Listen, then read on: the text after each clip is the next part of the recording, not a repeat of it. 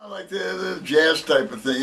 You know, see that's the whole difference. Even when you go to New Orleans, it all stems like from the club and stuff. You know, I was raised. We did Dixieland. I went through the whole era. At my age, obviously, I was in the. I was the guy in the what do they call it? The Spirit of '76. I was never. Yeah. No, but anyhow, no, but all styles. See, like you take a simple sticking like. Okay, but as you spread it and inflect it, then you get just a New Orleans one.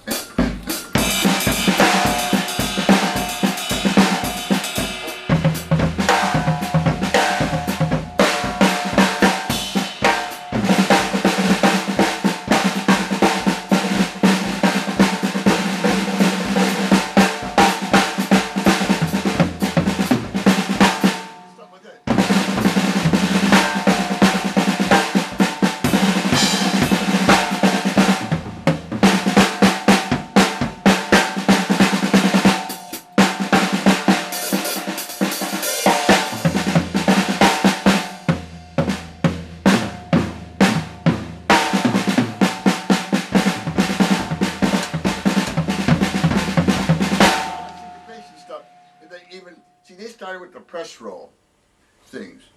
And like, see, they do street, taking it from the cadences and do their own thing, see, in New Orleans. And so it's stuff like that.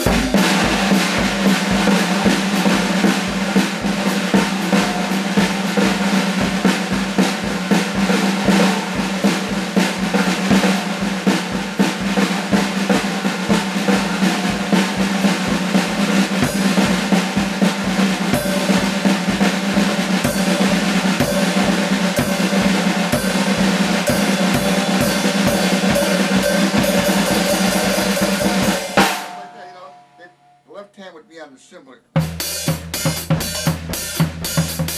down the street. So that starting, a lot of it was African things. It's built on 6/8. Like you take an African thing, which comes into later what they're doing now. See, it's still the swing thing.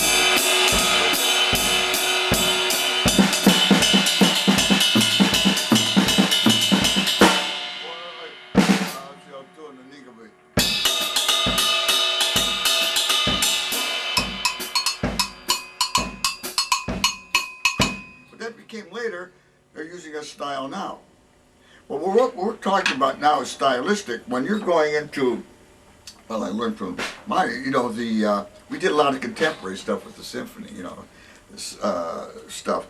But different sounds, now you're not relying, see, you get the background, you know where the quarter note is. Eventually it comes to the point where you can separate yourself by hypothetically, let's see this right. So what I'll try and do, I'll do 16th notes here. Triplets, quarter notes, 8th notes, all at the same time.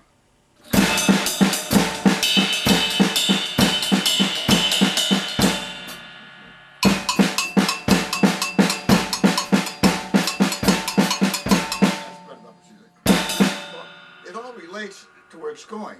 Now, just the way you control of each limb, it's all the things that you are capable of doing, but then you discover new things. Like a drum, for instance, look, there's so many things you can do on a drum. For instance, I'll just give like a roll. One sound.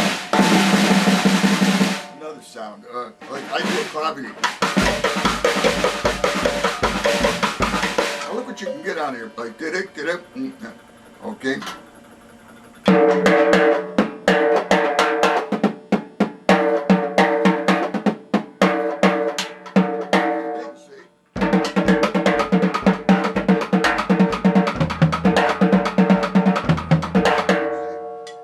I'm restricted here, but see, it comes to a point where you should be able to say field 4 bars, for instance, and without breaking it up, so you're going by a distance. So or if I take I'll take a group of 5. I don't know if I can do this. I'll play a 5/16 beat, or right, but I'll keep to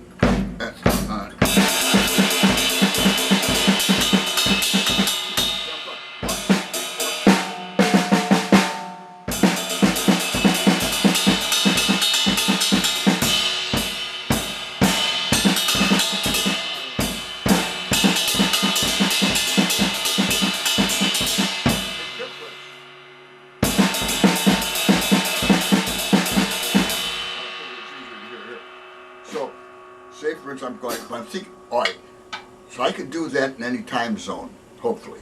So I'm saying, but I still count triplets where I'm at. Okay, 1, 2, 3, 4. I'll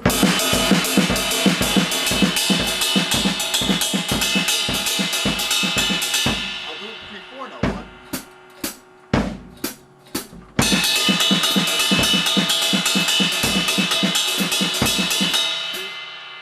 But I'm still thinking where is going. See, I personally, 3, 4. I used to pull this on the job, but you have to have the right bass player. Who'd you pull it on? No, on the job. I would just. Oh, a job. Okay. Yeah, but if I got a good bass player, see, and I had this guy who was really great, so I couldn't throw him. So I take 3, 4. When I did, I went like 6 note. So that gives me 2 against 3 or whatever you want to shoot.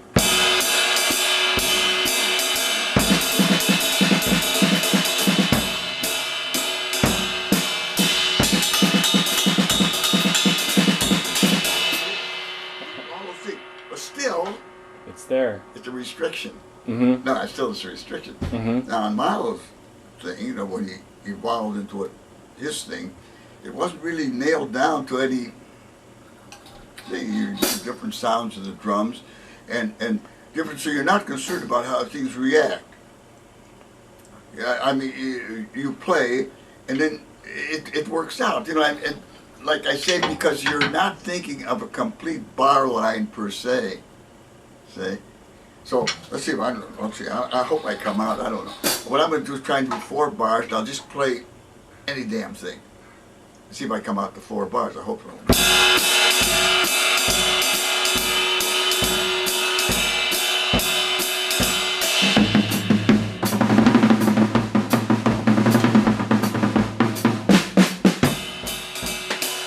know if I came out, but I'm saying I'm feeling the distance. Mm-hmm.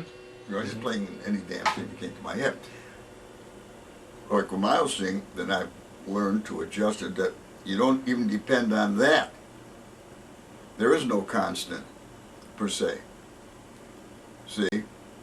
So, like I say, there's so many sounds you can extract from a drum. I mean, the things that you can do. Pressure beats. Look, edge to center.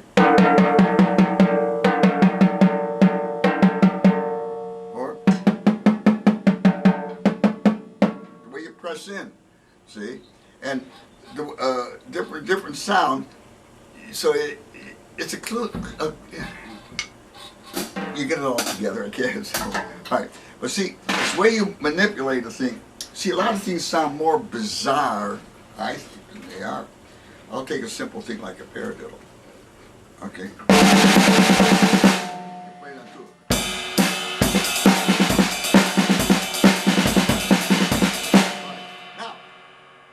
I'll still keep the groove. Oh, and what I'm going to do, I'll take it like a fill. So I'm going to put my left hand on the hi-hat, right hand on the snare, and I'm going to shift it over here. It's still a paradiddle. See? I'm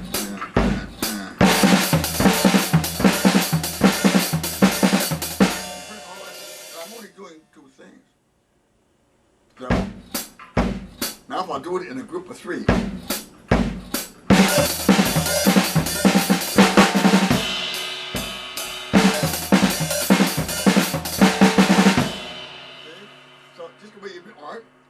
I'll do it this way.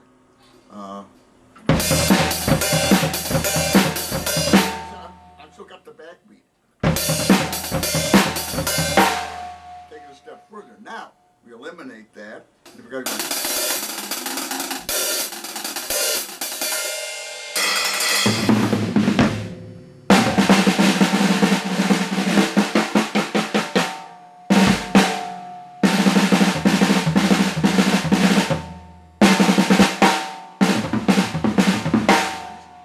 sounds, I mean, it's a little tight now, but I'm just saying, in a looser form. Even playing like Rose. New Orleans guys, Detroit and all that, they call it greasy.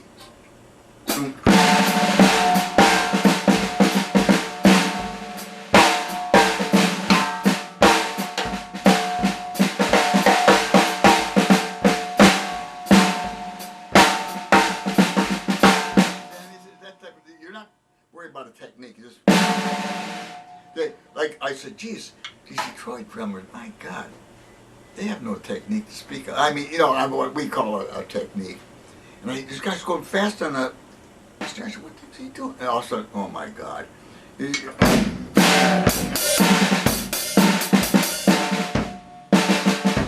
Bounce it.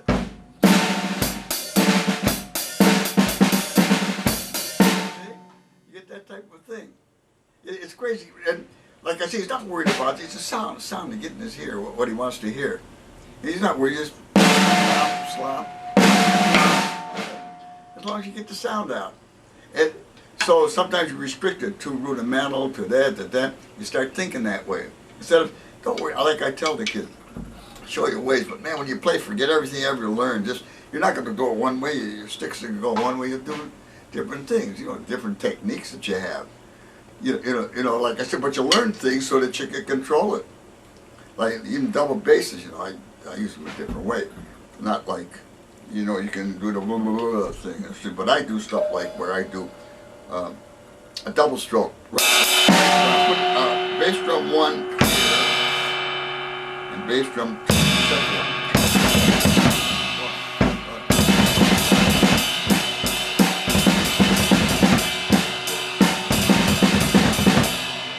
See, these covers in. I bust my back the other day. Here, I got 16s going. So I forget about that.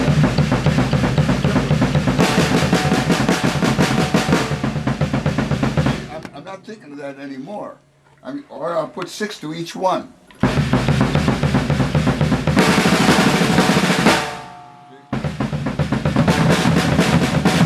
get that full sound, see? So there's a lot of ways. How fast you go really is irrelevant. Like even on hi-hat, like with your left foot, if I'm doing sticking here, I just put my foot on different spots.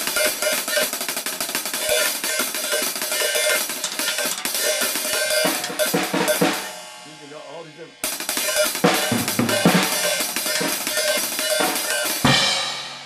See, there's so many things.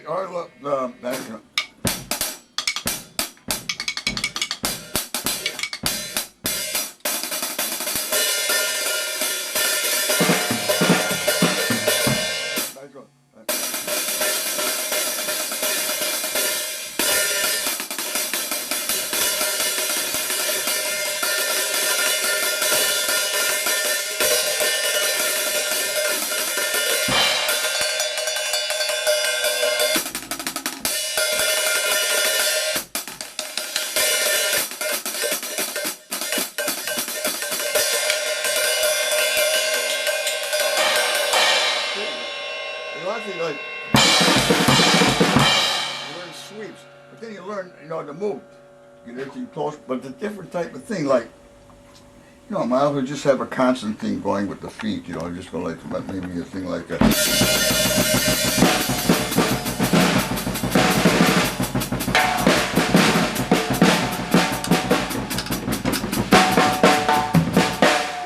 I got a constant thing going here, but I just forget about that and work with that.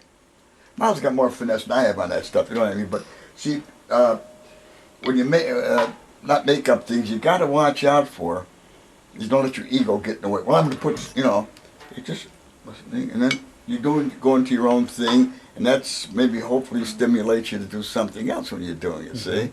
Mm-hmm. So, like, well, there's a lot of what we call, what do they call universal beats. I hope I can do it. Let's see. I used to do it. So I can think of this, and when a soloist is playing, as 3/4 or 6/8, anything I want to think of. I'll see. So let me get it right.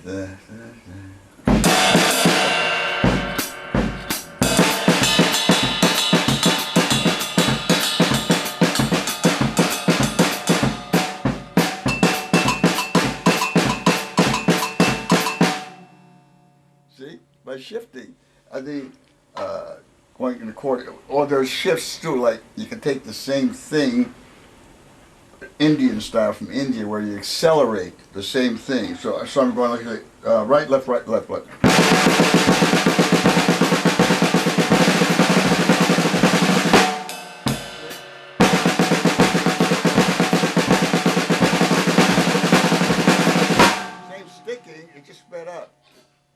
accelerate. See, like, all right, let's see.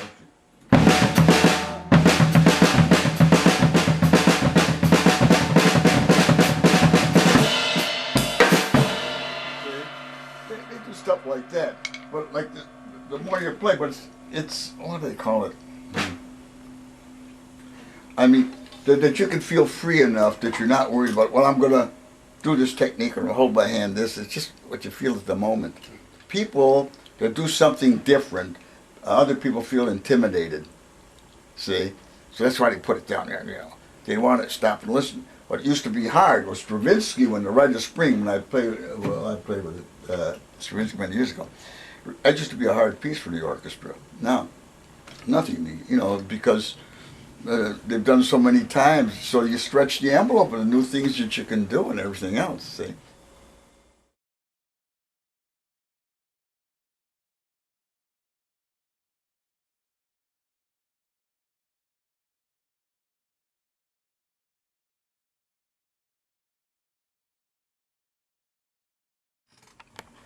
This four-way coordination. See, we did this in let's see, 1963, and it's still going strong. We developed the thing where you see there's two lines. Above the line is your right hand, below is your left hand. Second line. Above the line is your right foot, below is your left foot. So it's very easy to put the things together when you see them here. Like, well, here's where the top line's doing right, right, right, left, left, left, and your feet are doing something else. See, so you see how it lines up when you're playing. When you're doing it, say for instance, in triplet form, so your jazz sing, ding, ding, da, ding, and see that's a triplet. So here's your main pattern, your foot, and then all you do is add the left hand. So then when you visualize it, you see which limb. So basically coordination is nothing more than, well, but visualization is my right foot, left foot, you know, like that. So when you put, all right, put it this way. Say if I'm playing 4-4. Left hand's going to go in 6 against that.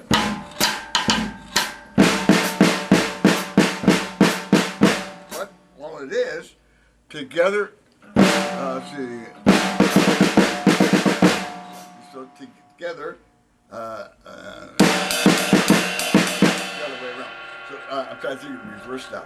So I'm going. See,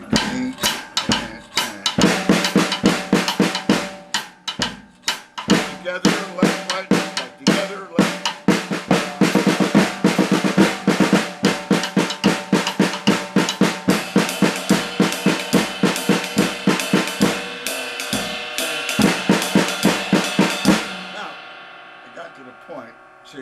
I'm going to try and play 4 against 3. What I mean is 4 notes here. 1, 2, 3. Oh, 8. 8 against the 3. I'll break it down in 2 4s.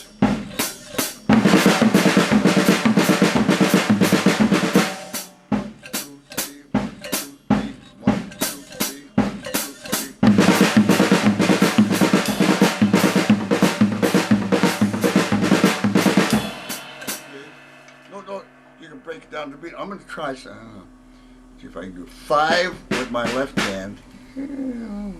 Well, I play 3, 4.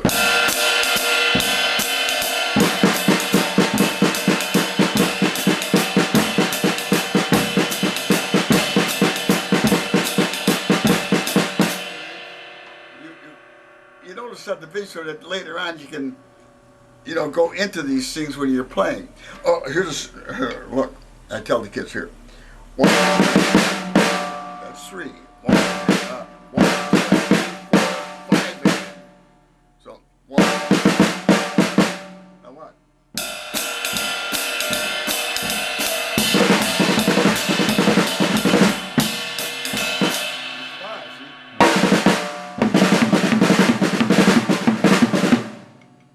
See, when you get against the artist, you go against the bass drum first.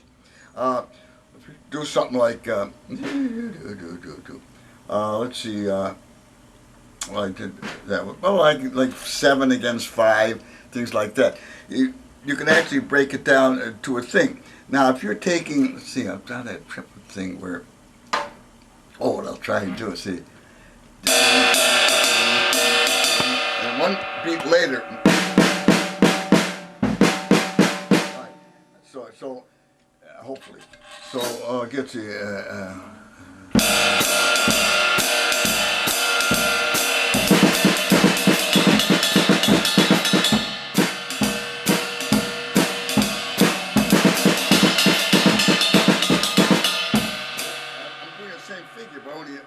Later. See, it's the way you hear a thing. Even like combinations, if you know 3 and you know 2, you can play any rhythm, just the way you place them. Dave Grobley, Rondo on the turn. That's it.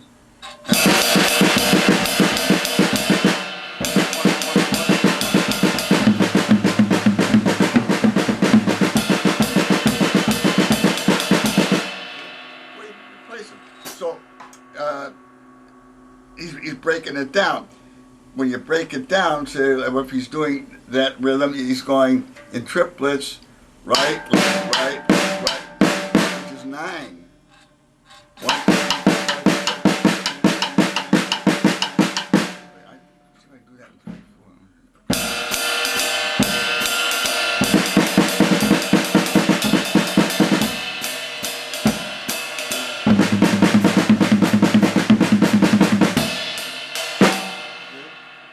4. Well, you learn to be comfortable with it. But like I said, 5's like Al Dawson in Take 5. If you're doing a paradiddle diddle, it's right, left. While doing the speed of 16s.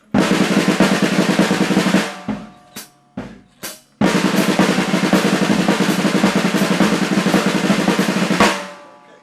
Now, if I do that, I'll add. So that's 1, 2, 3. You go and right, left. So that gives me now 2, 3 and 2.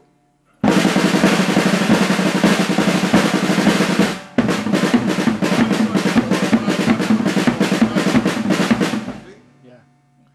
So I'm just breaking it down by grouping 6 and a 4. Terry Bozier, no, what's his name? Steve Gadd did a thing on the Leprechaun. Okay, right.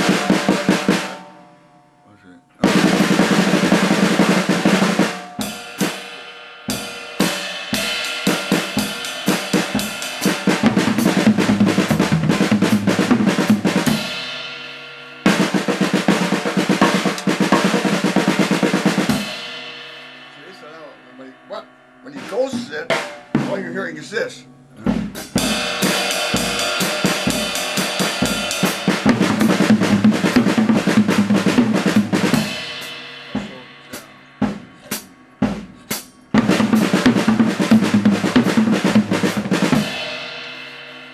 It's a matter of stickings, whether you right or left, which changes the whole concept when you change the sticking.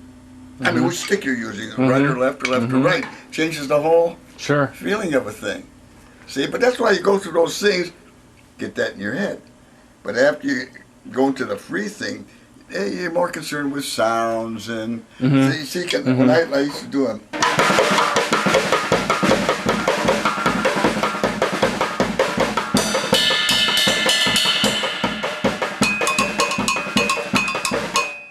bongo sound against regular rhythm.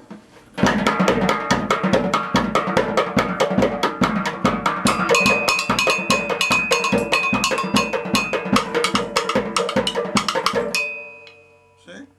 So, the more things that you can come with different sounds, it's expression, you got more things to express yourself with. Now, there again, you got to be careful who you're playing with. When you're playing fills like that, I throw the band a lot of times too because I take chances, but when you're playing fills like that, you have to work with the right people. It's just like a guy going to a wedding with a tuxedo and wearing tennis shoes. I mean, see, it won't fit. So when you say who's the greatest drummer, who did that, well, what situation are you talking about? Another thing is compounds.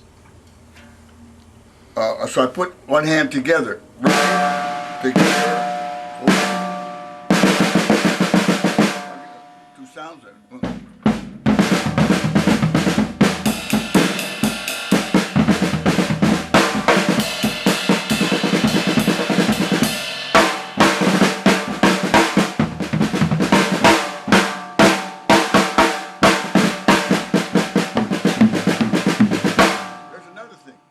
Being able to shift from 16th notes or the triplets, it gives you a whole different feel.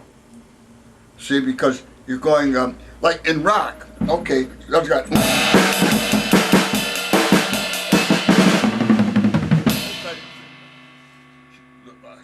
It's more exciting, you're shifting gears into triplet.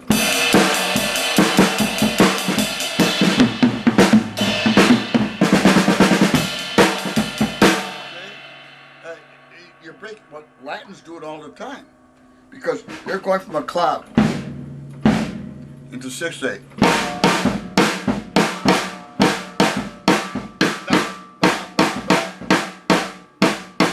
I shifted to triplets. See, okay, one, yeah, one.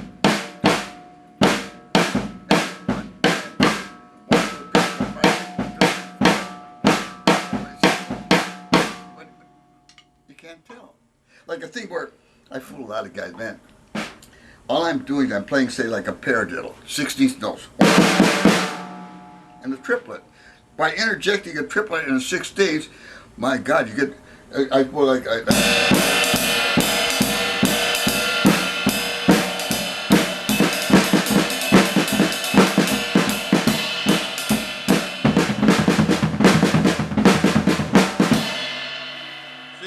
I'm shifting, so that gives a different bend on it. Mm-hmm.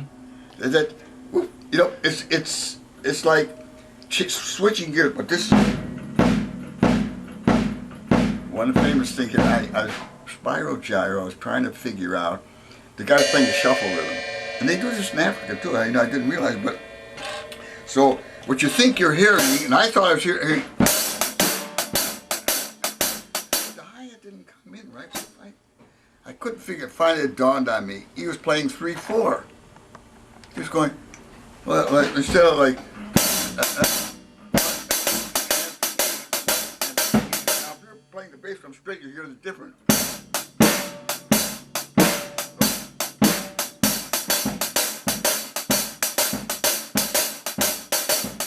See, it changes the whole. Mm-hmm. See, just the way you're thinking of it. And so it's the same pattern, but it's sped up a third. But you see, that gives it that feel. But you got to know where your basic thing is.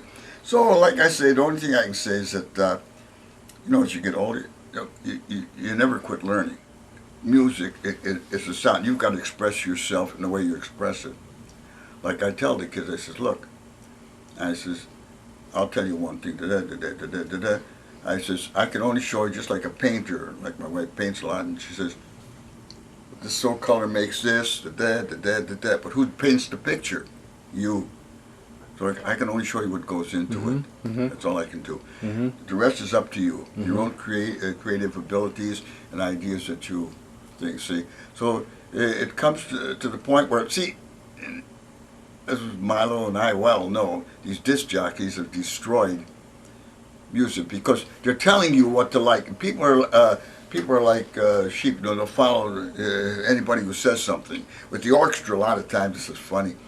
We play. I went to one party on tour, and we played this modern piece. And well, it's crap. And this dowager comes. She says, "Wasn't that marvelous? That new piece?" Oh, that. I said, "Yeah. Did you know that the orchestra messed up? We didn't know where in the hell we were." Oh. Come on, they're phonies. They're afraid. You'll see one guy stand up and go bravo, then they all do. They're afraid to be their own voice. And that's the whole thing in our society today. Where music, that's why certain things are put in the background. Like in the paper the other day, this one rock band, they gave a page and a half. Come on. You know, there's other music out there too. See? And so, like I say, it's freedom of expression, and like Stravinsky, they put him down when he did Ride the Spring. They threw tomatoes at him, and that became a classic. So it's the same. You got to believe what you're doing if you want to go through the crap. You know what I mean? You know, if you're not a commercialist. No, like guys, you know, like I say that in four-way coordination, when we started that, people laughed at it. And we go, oh, they're going to play like that. Everybody's playing like that. They're making books on it. See? And Marv and I are not pushers. We didn't, you know. No, but written up Modern Drummer is a milestone, 1963, and the concept's still there. And thank God, like I say, people can do their own thing with it, but that's beautiful. I mean, imitation is the highest form of flattery. Mm-hmm. Oh, Terry Bowles used it. Elvin, a lot of the Elvin stuff were back there, but we couldn't use his name. See, that's the way he played. And Steve Smith, you know, a lot of guys gone through the thing. What's his, Tony. Nick Marchi, excuse me, from Texas. so many of them. They all have gone through it. Tony was. Oh yeah, Tony Williams. Oh yeah. Oh man, he flipped out. He said, "I'm going to use that stuff." He told Miles, you know. Miles said, "What are you going to do with that white boy stuff?" You know, he told it to Marv, you know. So Marv said, "Okay, I'll take the book back." So he said, "Hey, Miles, you mind your own business." You know, like that. And he told Al Dawson. He says, "Man, Al Dawson went crazy for it too. He wanted to talk. What guy said, my God, why didn't I think of it?" You know. So hopefully we contributed something. That's well. See, I was in nightclubs and played shows. Played a lot of the name acts today. I can name drop it. I'm not gonna. You know, we played for just about everybody. My brother and I through our career, and that was what I wanted to do. Well, I'd subbed with the symphony. Meyer recommended me, and I subbed with the symphony for about 3 years, off and on.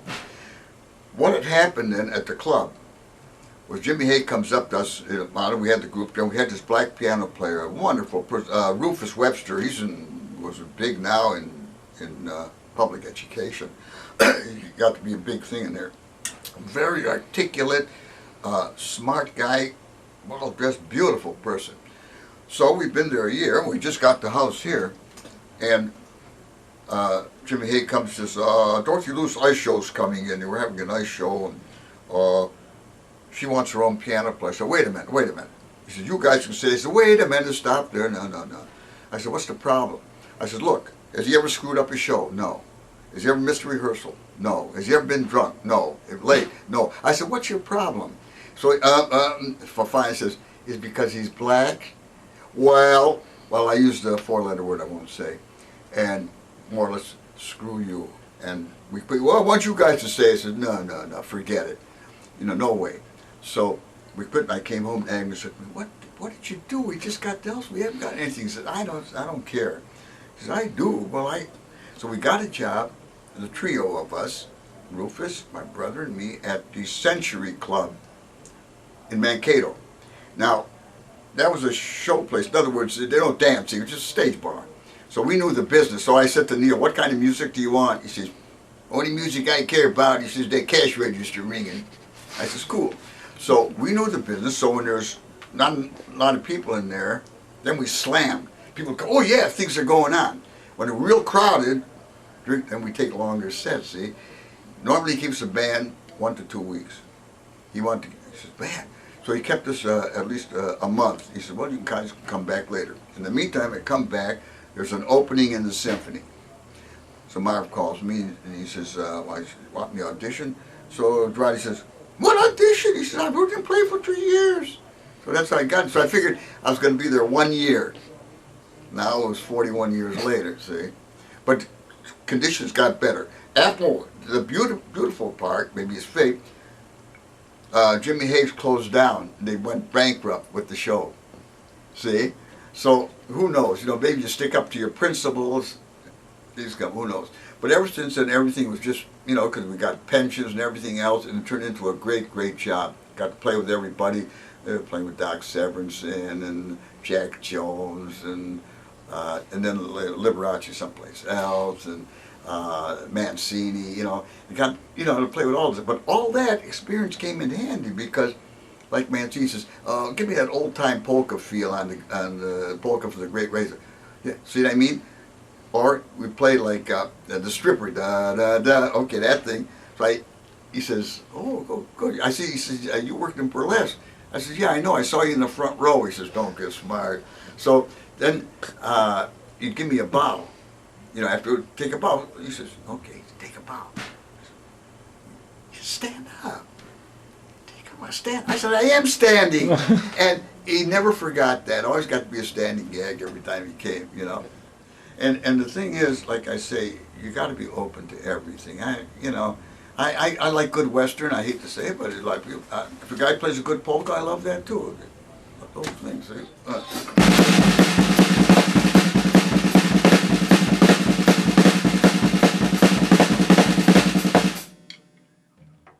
You know, see, you can make even the polka fun. See, all right. Okay, what? Go left, right. Side, do it.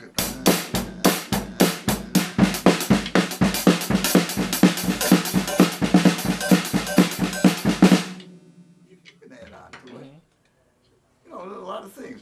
So you can make a thing fun when you're playing too. I played with 3/4. I pulled at 9/8 with a commercial band.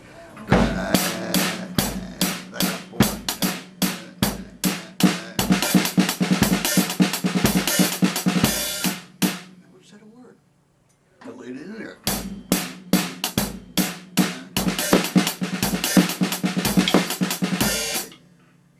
Oh God, India, Iran, Iraq. We played for the Shah of Iran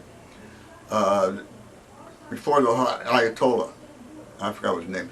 Red carpet, the whole. Let's see, India, Turkey, Greece.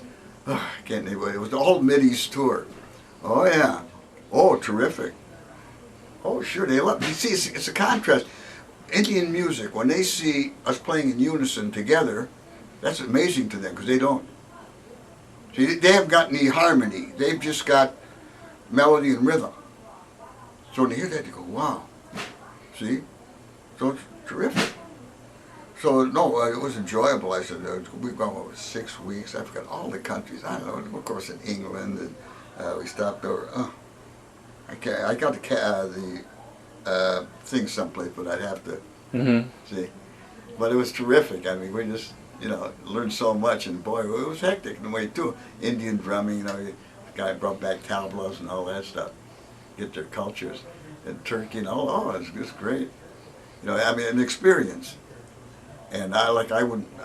I don't know if I could go through it now, but they didn't. It wasn't no jets. It was just propellers jobs. Very rough at times, going over the mountain like that too. But we survived it. That's the main thing.